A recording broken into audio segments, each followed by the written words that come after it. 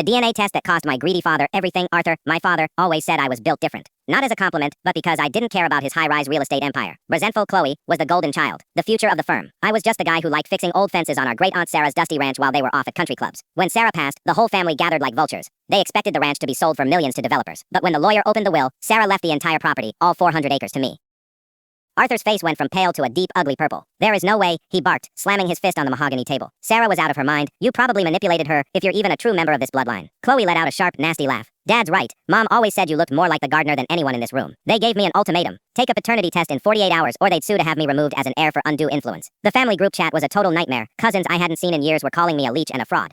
Resentful, but they forgot one thing. I was the only one who spent every weekend at that ranch for 3 years. I was there for the long nights when Sarah couldn't remember her own name, but she always remembered mine. The day the results came in, the atmosphere was like a victory party for them. Arthur was wearing his $1,000 suit, already talking to architects about the heights at Sarah's Creek. The lawyer cleared his throat. "Solemn. The results are in. Leo is beyond a shadow of a doubt Arthur's biological son." Arthur didn't even look relieved. He just grunted. "Fine, now let's talk about contested mental capacity." The lawyer smiled, and it wasn't a friendly one. "Actually, Arthur, Sarah left a video message, recorded and witnessed by her doctor, after your last screaming match with her." We watched the screen. Sarah looked sharp, her eyes like flint. "Arthur, you haven't visited me since 1998 unless you wanted a signature. You treated your son like an outsider because he actually has a heart, so I'm making him the boss. This ranch is his, and if any of you try to sue the trust fund I set up for Chloe's tuition, it vanishes. Immediately." Tense, and the silence was deafening. Arthur looked like he'd been hit by a freight train. Determined, I stood up, tucked the deed into my jacket, and looked him dead in the eye. "The DNA says I'm your son, Dad, but Sarah's heart says I'm her family. Don't let the gate hit you on the way out."